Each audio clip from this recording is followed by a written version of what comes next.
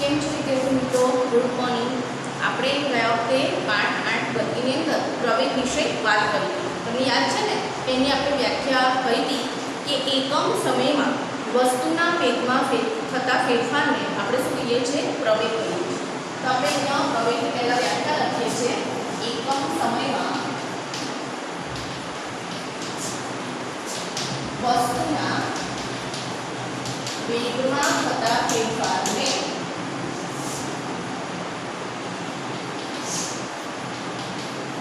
શું કહે છે? પ્રવેગ કહે છે. ખ્યાલ આવશે વિદ્યાર્થી મિત્રો? તો આ રીતે આપણે પ્રવેગ વિશે વાત કરી. હવે આપણે પ્રવેગનું એનું જે સમીકરણ છે જે આપણે લખાયું હતું અને પછી એના વિશે વાત કરી છે. પ્રવેગ માટે ટૂંકમાં તમે આ રીતે સમીકરણ લખી શકો છો કે પ્રવેગ એટલે વેગમાં થતો ફેરફાર છેદમાં તે માટે લાગતો સમય. બરાબર છે? પ્રવેગ એટલે શું? તો કે વેગમાં થતો ફેરફાર અને છેદમાં તે માટે લાગતો સમય. આમ કોઈ વસ્તુનો પ્રારંભિક વેગ જો u હોય અને t સમયમાં બદલાઈ અને અંતિમ વેગ જો v થતો હોય તો આપણે પ્રવેગને સ્મોલ a તરીકે દર્શાવીશું અને એને સંકેતમાં નીચે મુજબ દર્શાવી શકીએ છીએ. આમ જો કોઈ વસ્તુનો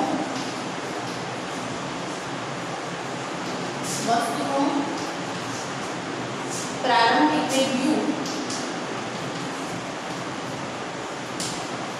સ્મોલ t સમયમાં બદલાય છે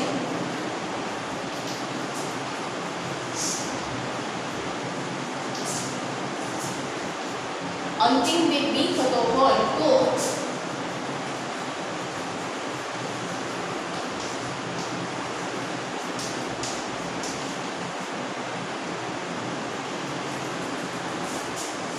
a બરાબર તો પ્રવેગને a તરીકે લીધા.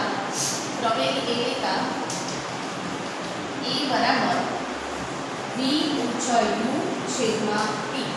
આ રીતે આપણે એને દર્શાવી શકીએ છીએ. ખ્યાલ આવશે? કઈ રીતે દર્શાવીશું? a બરાબર v ઊંચાઈ u છેદમાં t. હવે આ પ્રકારની જે ગતિ છે એ ગતિને આપણે પ્રવેગી કરી રહ્યું છે. આ ગતિ કેવી ગણાશે? આ ગતિને પ્રવેગી ગતિ કહેવાય.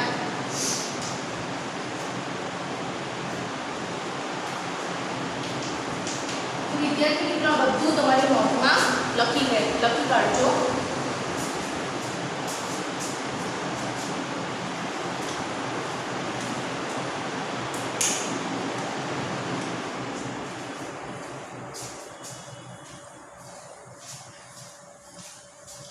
હવે વિદ્યાર્થી મિત્રો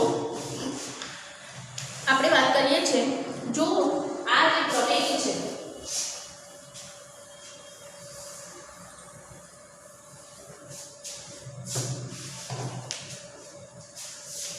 જો પ્રવેગ વેગની દિશામાં હોય બરાબર છે તો તેને આપણે શું કહીશું? તો તેને ધન લેવામાં આવે છે. પ્રવેગ વેગની દિશામાં હોય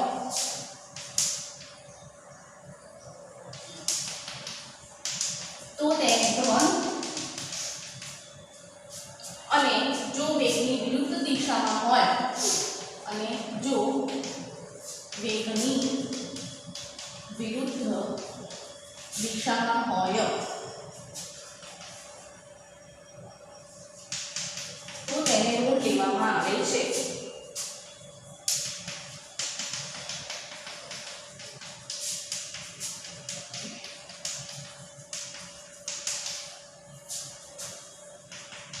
ખ્યાલ આવશે વિદ્યાર્થી મિત્રો કે આ પ્રવેગ જો વેગની દિશામાં હોય તો આપણે એને કઈ રીતે લઈએ છીએ? ધન લઈએ છીએ. અને જો વેગની વિરુદ્ધ દિશામાં પ્રવેગ હોય તો તેને આપણે ઋણ લઈએ છીએ. હવે આપણે વાત કરીએ છીએ વિદ્યાર્થી મિત્રો પ્રવેગના SI એકમ વિશે.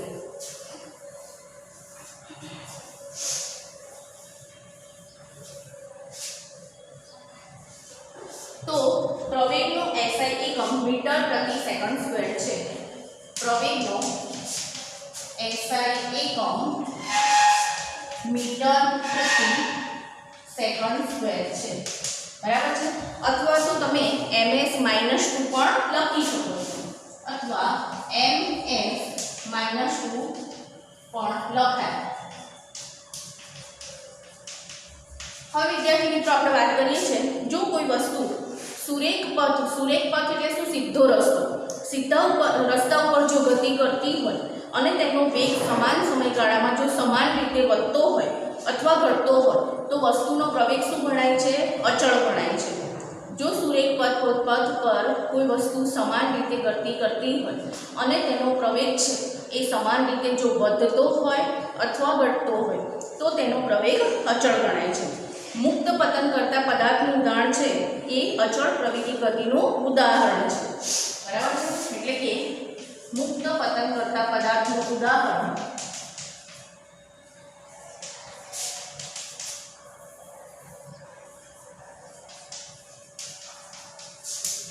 અચળ પ્રવેગી ગતિનું ઉદાહરણ છે।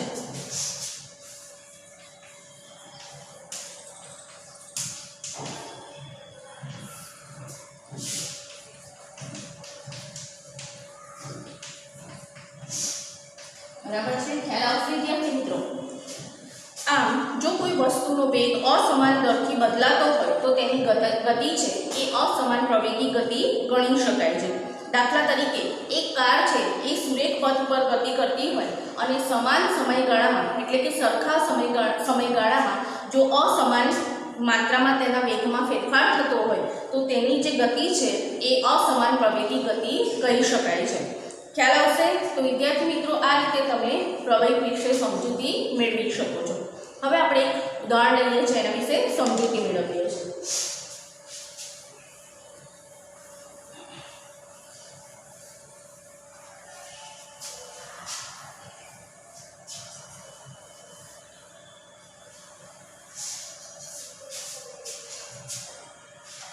ઉદાહરણ નંબર છે 8.4। એમાં આપણે આપ્યું છે કે સ્થિર અવસ્થામાંથી રાહુલ પોતાની સાયકલ ચલાવવાનું શરૂ કરે છે।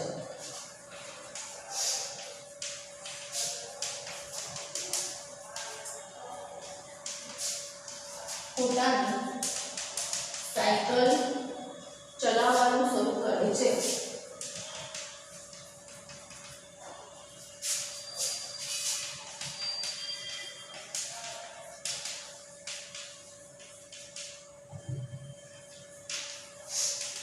હવે શું થાય છે તો અને 30 સેકન્ડમાં 6 મીટર પ્રતિ સેકન્ડનો વેગ પ્રાપ્ત કરે છે। તે 30 સેકન્ડમાં 6 મીટર પ્રતિ સેકન્ડનો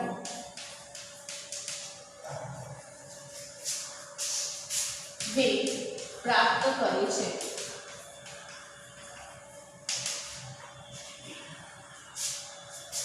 અને તે એવી રીતે બ્રેક મારે છે તે એવી રીતે બ્રેક મારે છે કે જેથી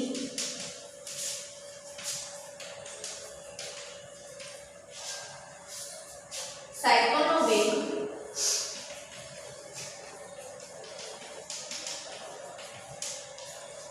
ત્યારબાદની 5 સેકન્ડમાં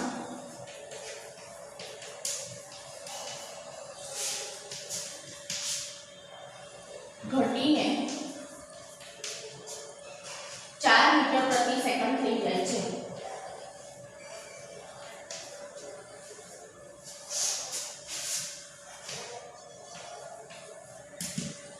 તો સાયકલના પ્રવેગની ગણતરી કરો। બંને દિશામાં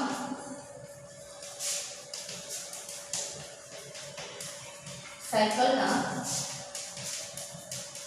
પ્રવેગની ગણતરી કરો।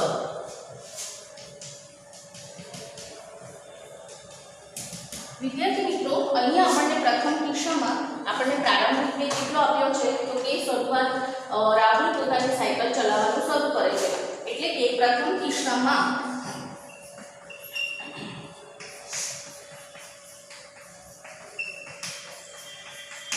u બરાબર 0 છે। પ્રારંભિક વેગ એટલે કે શરૂઆતનો વેગ કેટલો છે 0।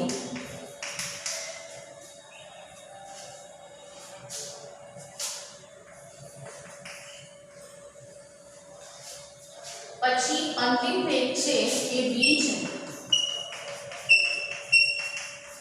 v બરાબર 6 6 મીટર પ્રતિ સેકન્ડ છે, મીટર પ્રતિ સેકન્ડ. સમય t બરાબર 30 સેકન્ડ છે.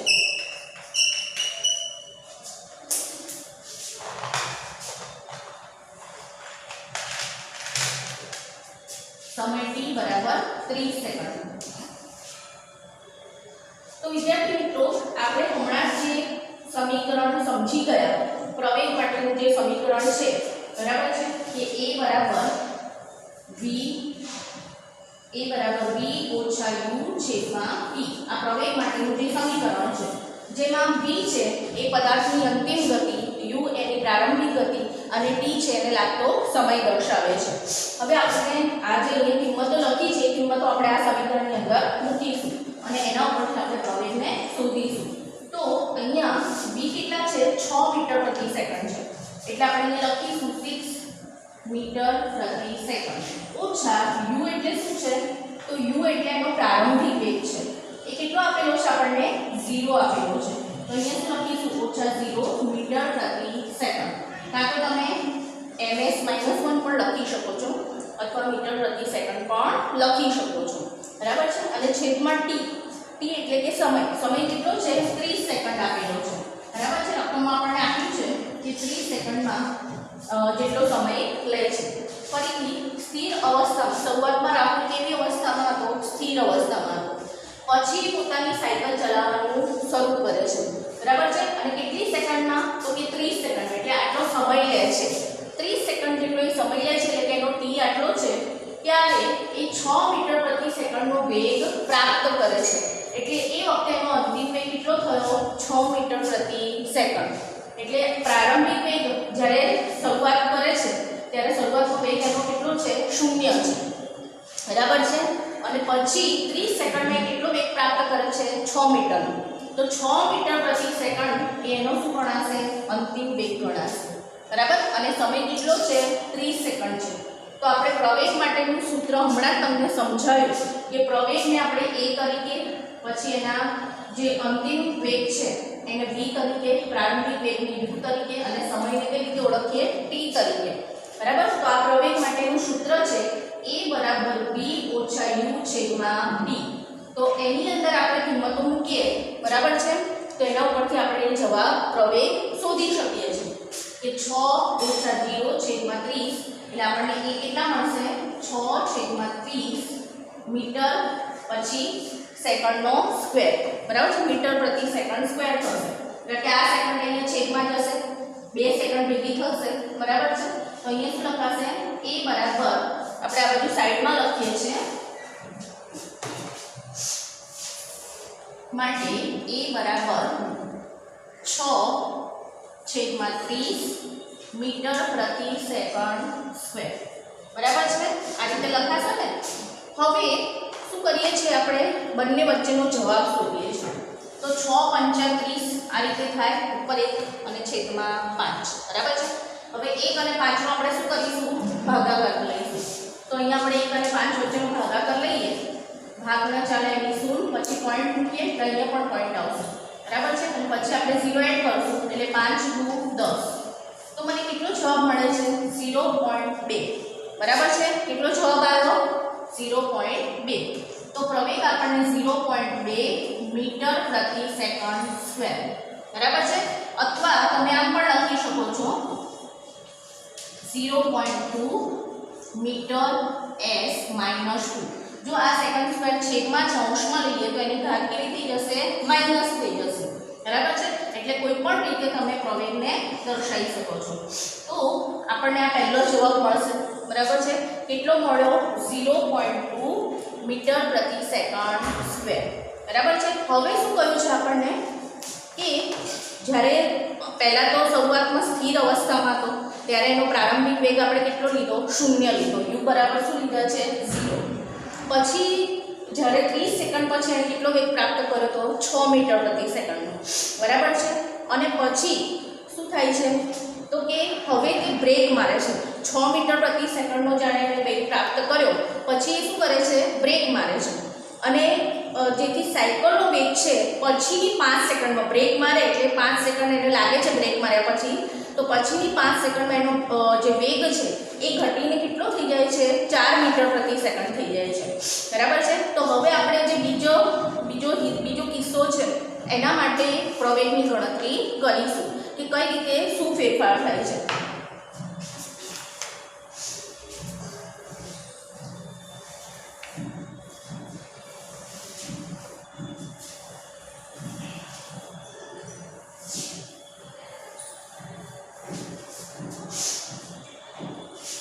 વિદ્યાર્થી મિત્રો હવે આપણે વાત કરીએ છીએ બીજા કિસ્સા માટે।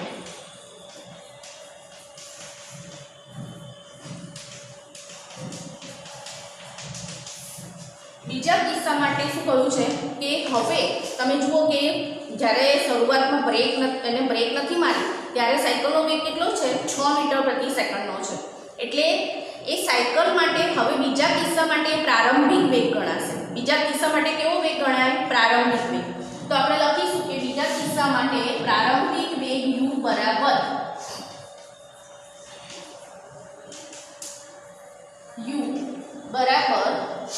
6 મીટર પ્રતિ સેકન્ડ બરાબર છે અથવા તમે ns - 1 પણ લખી શકો છો 6 મીટર પ્રતિ સેકન્ડ।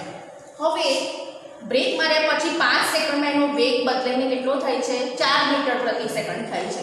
એટલે કે અંતિમ વેગ કેટલો છે 4 મીટર પ્રતિ સેકન્ડ બરાબર છે। એટલે આપણે લખીશું અંતિમ વેગ બરાબર v બરાબર 4 મીટર પ્રતિ સેકન્ડ બરાબર અને સમય કેટલો છે 5 સેકન્ડ એટલે અહીંયા લખીશું કે સમય t બરાબર 5 સેકન્ડ। હવે આ કિસ્સા માટે આપણે શું કરીશું પ્રવેગની ગણતરી કરીશું। પ્રવેગનું સૂત્ર તો આપણને ખ્યાલ જ છે કે a બરાબર v ઓછા u છેદમાં t બરાબર। જ્યાં v શું છે અંતિમ વેગ, u શું છે પ્રારંભિક વેગ અને t છે સમય છે। હવે બીજા કિસ્સા માટે એનો પ્રારંભિક વેગ કેટલો બતાવ્યો છે 6 મીટર પ્રતિ સેકન્ડ બરાબર છે। તો આપણે અહીંયા u ની જગ્યાએ કેટલા લખીશું 6 મીટર પ્રતિ સેકન્ડ। પછી એનો જે અંતિમ વેગ કેટલો બતાવ્યો છે 4 મીટર પ્રતિ સેકન્ડ બરાબર। તો આપણે અહીંયા લખીશું 4 મીટર પ્રતિ સેકન્ડ ઓછા 6 મીટર પ્રતિ સેકન્ડ અને છેદમાં t આપણને કેટલો આપ્યો છે 5 સેકન્ડ બરાબર છે। હવે આપણે બંને વચ્ચે બાદબાકી કરીશું। અહીંયા પહેલા નાની સંખ્યા છે પછી મોટી સંખ્યા છે તો આપણો જવાબ કેવો આવશે ઋણ આવશે બરાબર છે। 4 ઓછા 6 એટલે અહીંયા આપણે કેટલા લખીશું બરાબર -2 મીટર પ્રતિ સેકન્ડ છેદમાં 5 સેકન્ડ આ રીતે થશે। એટલે કે મીટર પ્રતિ સેકન્ડ સ્ક્વેરમાં જવાબ આવશે બરાબર છે। હવે આપણે શું કરીશું તો કે 2 અને 5 વચ્ચેનો શું લઈશું ભાગાકાર લઈશું બરાબર છે। તો અહીંયા સાઈડમાં આપણે 2 અને 5 વચ્ચેનો ભાગાકાર લઈએ છીએ। પહેલા તો ભાગના ચાલે એની શૂન્ય પછી પોઈન્ટ અહીંયા પોઈન્ટ મૂકી 0 એડ કરો 5 ચોક 20 બરાબર છે। તો કેટલો આવ્યો 0.4 કોની વચ્ચેનો ભાગાકાર 2 અને 5 વચ્ચેનો પણ આગળ કેવી નિશાની છે -2 તો આપણો જવાબ શેમાં આવશે માઈનસ એટલે કે ઋણમાં જવાબ આવશે। તો અહીં આપણે લખીશું બરાબર -0.4 મીટર અને આ જે લખાય છે અહીંયા સેકન્ડ લખી છે પ્રતિ s આ સેકન્ડ એકદમ છેદમાં પાછી જશે એટલે સેકન્ડ ગુણ્યા સેકન્ડ એટલે શું થઈ જશે સેકન્ડનો સ્ક્વેર બરાબર છે અને માટે લખાશે 0.4 મીટર પ્રતિ સેકન્ડ સ્ક્વેર બરાબર છે। તો વિદ્યાર્થી મિત્રો આમ પ્રથમ કિસ્સામાં આપણને સાયકલનો પ્રવેગ કેટલો મળ્યો 0.2 મીટર પ્રતિ સેકન્ડ સ્ક્વેર અને બીજા કિસ્સામાં આપણને કેટલો પ્રવેગ મળે છે -0.4 મીટર પ્રતિ સેકન્ડ સ્ક્વેર। તો આ રીતે તમે બંને કિસ્સા માટે પ્રવેગની ગણતરી કરી શકો છો ખ્યાલ આવશે। આમ વિદ્યાર્થી મિત્રો ખાસ પ્રવેગની વ્યાખ્યા યાદ રાખજો કે પ્રવેગ એટલે એકમ સમયમાં વસ્તુના વેગમાં થતા ફેરફારને બરાબર છે। વસ્તુના વેગમાં થતા ફેરફારને આપણે શું કહીએ છીએ પ્રવેગ કહીએ છીએ બરાબર છે। અને પ્રવેગ એટલે શું વેગમાં થતો ફેરફાર છેદમાં સમય બરાબર છે। અને આપણે એને કયા સૂત્રની મદદથી ઓળખીએ છીએ a બરાબર v ઓછા u છેદમાં t જ્યાં v શું છે અંતિમ વેગ u શું છે પ્રારંભિક વેગ અને t શું દર્શાવે છે સમય દર્શાવે છે બરાબર છે। તો આ ગતિને આપણે શું કેવા પ્રકારની ગતિ કહીશું પ્રવેગી ગતિ કહીએ છીએ બરાબર છે। અને પ્રવેગ છે એ જો વેગની દિશામાં હોય, બરાબર, જ્યાં વેગ હોય એ દિશામાં જો પ્રવેગ હોય તો એને આપણે કેવો પ્રવેગ ગણીશું? ધન ગણીશું। અને જો વેગની વિરુદ્ધ દિશામાં હશે પ્રવેગ તો આપણે કેવી રીતે બતાવીશું? ઋણ દિશામાં, ઋણ એટલે કે માઇનસ લેવામાં આવે છે। આમ પ્રવેગનો SI એકમ કેટલો છે? તો કે મીટર પ્રતિ સેકન્ડ સ્ક્વેર અથવા તો ms-2, બરાબર છે। તો આ વસ્તુ ખાસ યાદ રાખવાની છે પ્રવેગ માટે। પરીક્ષામાં આમાંથી ખાલી જગ્યામાં, ટૂંકા પ્રશ્નમાં, એમાં કોઈ પણ રીતે પ્રશ્નો પૂછી શકે છે, બરાબર છે। તો નોટમાં આ બધું એક્ઝામ્પલ આખું ભણવાનું રહેશે અને આ બધી વિગતો જે મેં તમને અત્યારે સમજાવી એ ખાસ તમારે તમારી વર્ક કરેલી નોટમાં લખી અને તૈયાર પણ કરવાની રહેશે, બરાબર છે। હવે વિદ્યાર્થી મિત્રો આપણે આગળ વર્તુળાકાર ગતિ વિશે માહિતી મેળવીએ છીએ, નિયમિત વર્તુળમય ગતિ વિશે।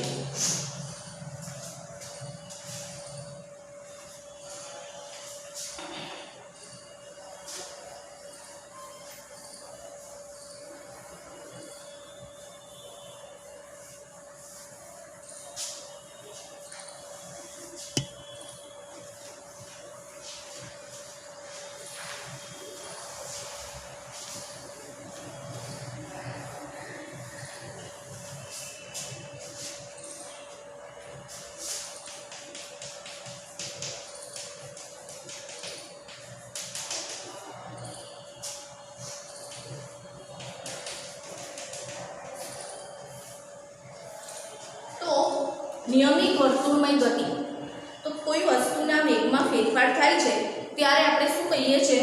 કે તે વસ્તુ પ્રવેગિક ગતિ કરી રહી છે, બરાબર છે। પ્રવેગિક ગતિ ક્યારે કહીએ? કે એના વેગમાં ફેરફાર થતો હોય ત્યારે, બરાબર છે। અને વેગમાં થતો આ ફેરફાર છે એ વેગના મૂલ્યમાં અથવા તો દિશામાં અથવા બંનેમાં થતા ફેરફારના કારણે થઈ શકે છે। કાં તો એના મૂલ્યમાં પણ ફેરફાર થાય અથવા તો વેગની જે દિશા છે એમાં થતા ફેરફારના કારણે આપણને વેગમાં ફેરફાર થતો જોવા મળી શકે છે, બરાબર છે। હવે આપણે કેટલાક ઉદાહરણ જોઈએ છે કે જેમાં કોઈ પદાર્થ ગતિ કરતો હોય, બરાબર છે। એની કેટલીક આકૃતિઓ દ્વારા આપણે થોડી સમજૂતી મેળવીએ છીએ।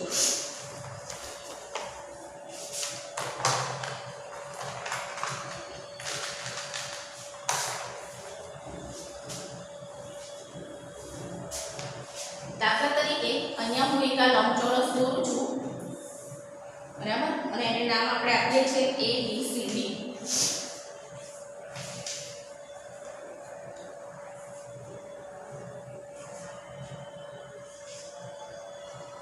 તો અહીંયા તમે જોશો કે ABCD માર્ગ ઉપર એક ધારો કે કોઈ એક એથ્લેટ છે, બરાબર છે, દોડવીર છે અને આ માર્ગે શું કરી રહ્યો છે? ગતિ કરી રહ્યો છે લંબચોરસ માર્ગ ઉપર। પછી બીજી આપણે એક આકૃતિ બોલીએ છીએ ષટ્કોણાકાર આકૃતિ।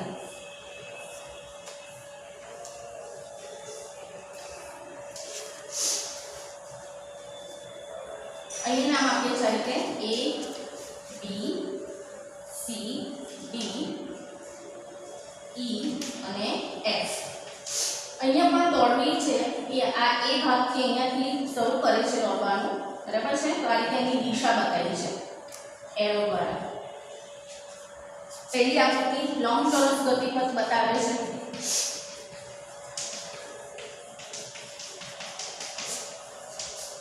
બીજી આકૃતિ છે એ ષટ્કોણ ગતિપથ બતાવે છે,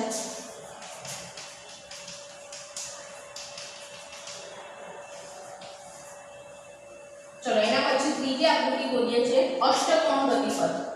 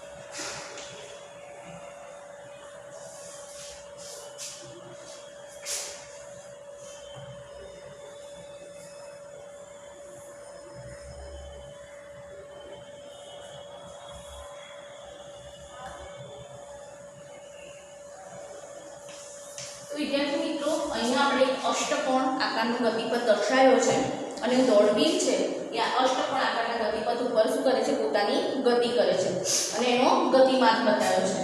બરાબર છે કે અહીંયાથી શરૂ કરે છે આ રીતે. હવે આપણે એક વર્તુળાકાર ગતિપથ છે એને દર્શાવીએ છીએ.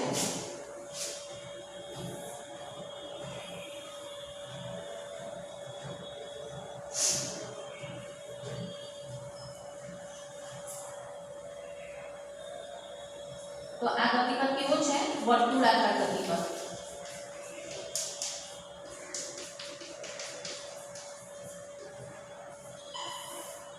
તો અહીંયા આપણને અલગ અલગ પ્રકારના ગતિપથ બતાવ્યા છે. સી છે એ અષ્ટકોણ ગતિપથ છે.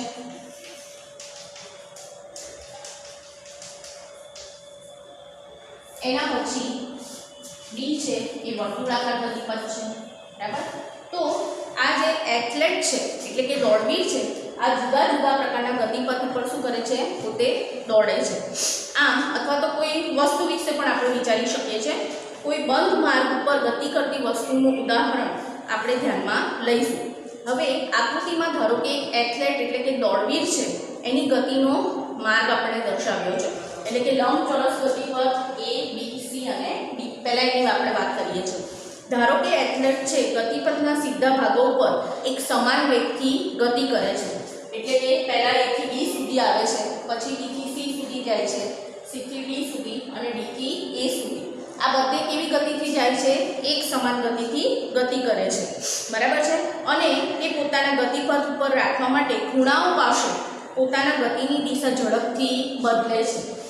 એ જ્યારે A થી B માર્ગ સુધી ગતિ કરતો હોય ત્યારે તો એનો વેગ એક સરખો છે. બરાબર છે. અને જ્યારે ખૂણો આવે ત્યારે પણ એ પોતાનો વેગ છે એકદમ ઝડપથી બદલે છે. બરાબર છે.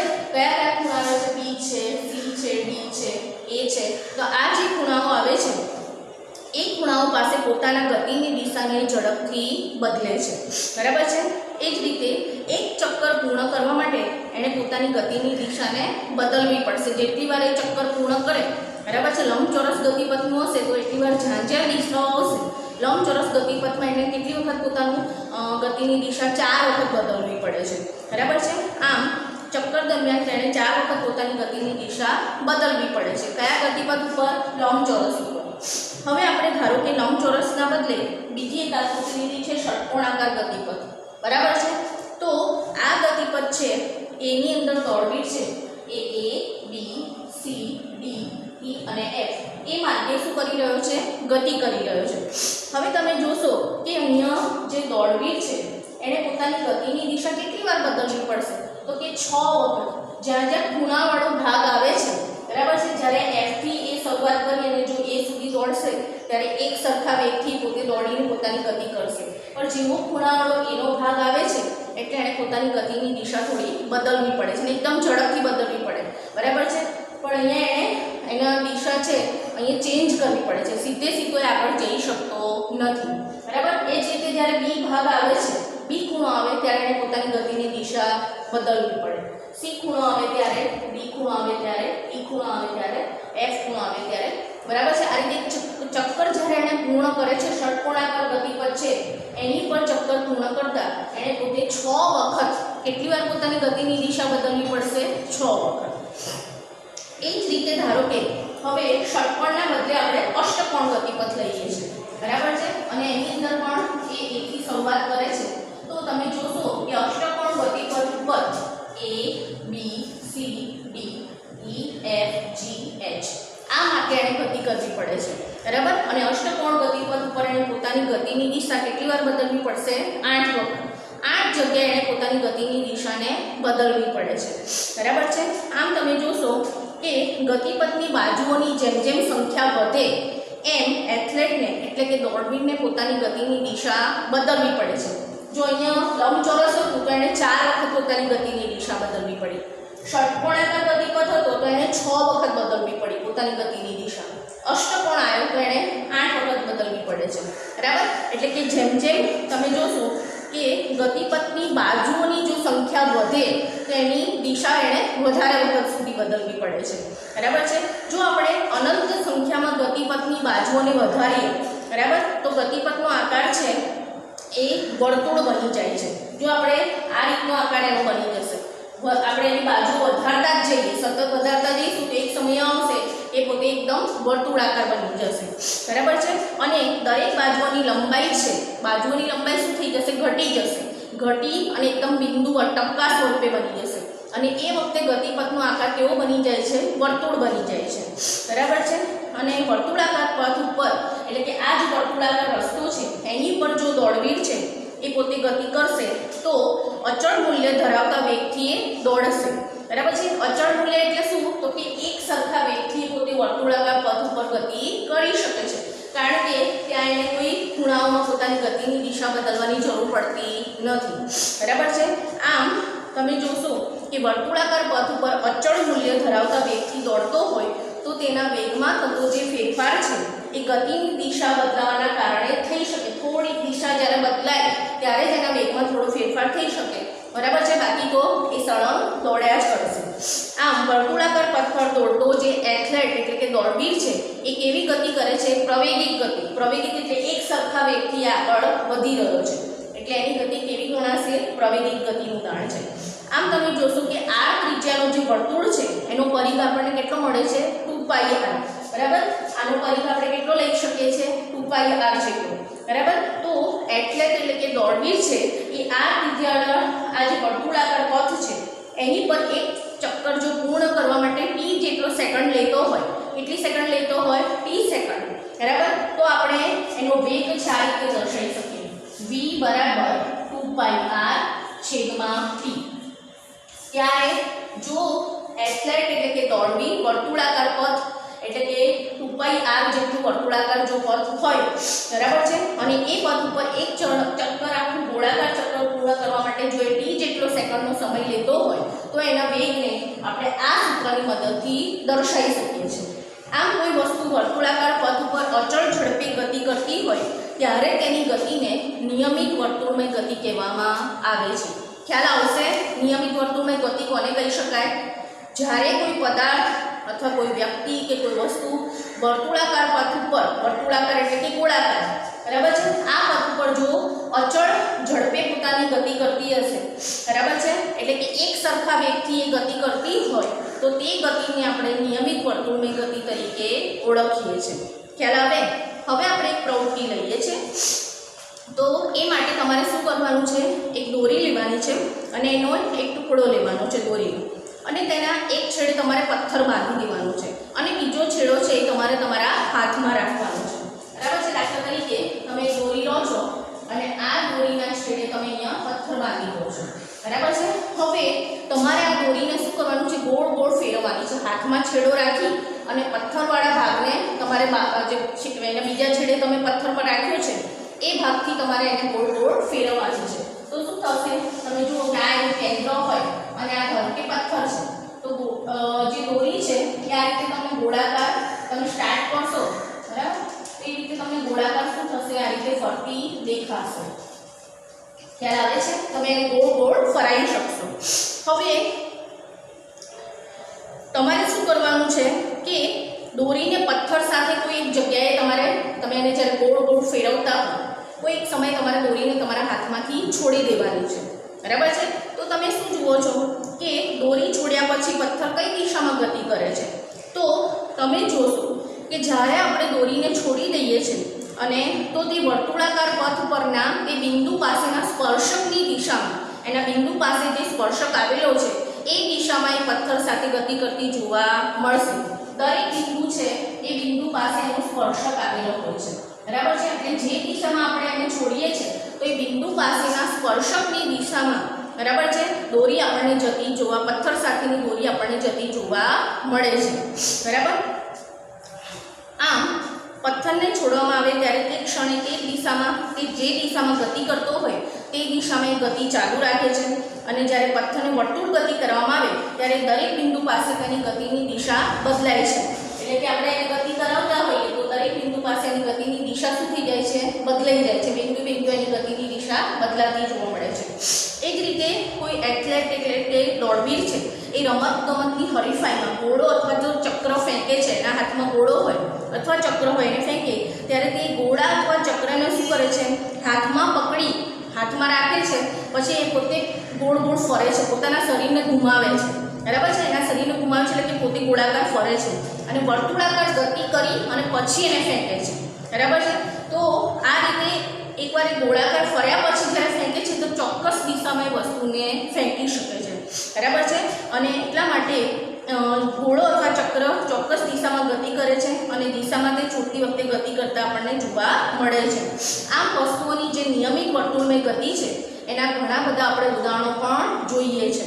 દાખલા તરીકે ચંદ્ર તેમજ પૃથ્વીની ગતિ. તમે જુઓ કે ચંદ્ર છે એ શું કરે છે, પૃથ્વીની આસપાસ શું કરી રહ્યો છે, ગોળાકાર ગતિ કરી રહ્યો છે.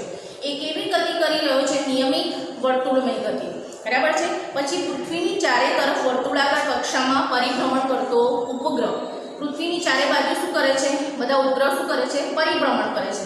એ પણ શેનું ઉદાહરણ છે, વર્તુળાકાર ગતિનું, બરાબર છે. તો આ બધા આપણને ઉદાહરણ જોવા મળે છે કે જે શું કરે છે, વર્તુળાકાર ગતિ કરતા જોવા મળે છે. એ જ રીતે વર્તુળાકાર પથ ઉપર એટલે કે કોઈ રસ્તો છે, વર્તુળાકાર રસ્તો છે, એની પર અચળ ઝડપે ગતિ કરતો સાયકલ સવાર, બરાબર છે. તો એ પણ કેવી ગતિ કરે છે, નિયમિત વર્તુળમય ગતિ કરે છે. તો ટૂંકમાં આપણે નિયમિત વર્તુળમય ગતિ વિશે વ્યાખ્યા આ રીતે લખી શકીએ.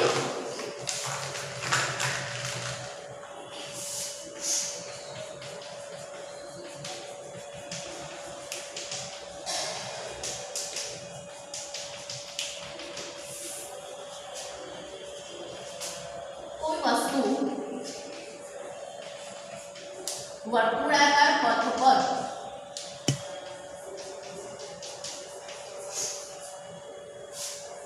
અચળ ઝડપે ગતિ કરતી હોય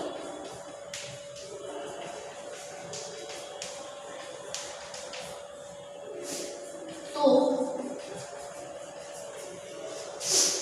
તેવી ગતિને નિયમિત વર્તુળમય ગતિ કહે છે.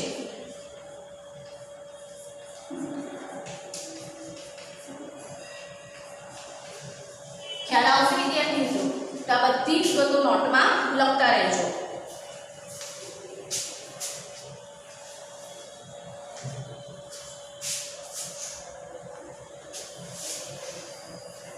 અને આપણે નિયમિત વર્તુળમય ગતિના કેટલાક ઉદાહરણ લઈએ છીએ.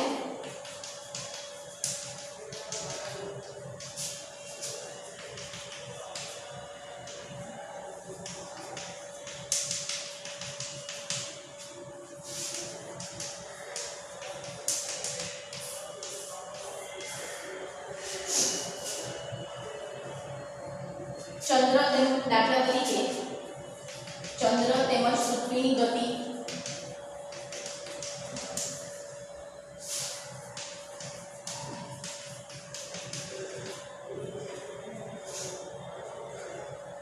પૃથ્વીની ચારે તરફ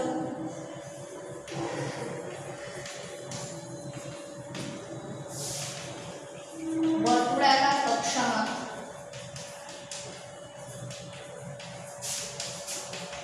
પરિભ્રમણ કરતો ઉપગ્રહ,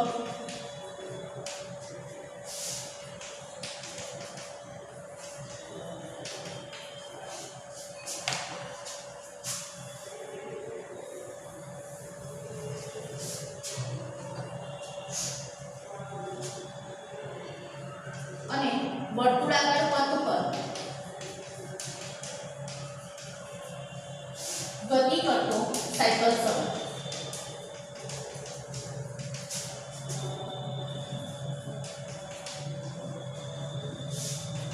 તો આ બધા વર્તુળાકાર ગતિના શું છે, ઉદાહરણ છે. ખ્યાલ આવશે વિદ્યાર્થી મિત્રો? તો વધુ અભ્યાસ આપણે પછીના લેક્ચરમાં લઈશું. Thank you.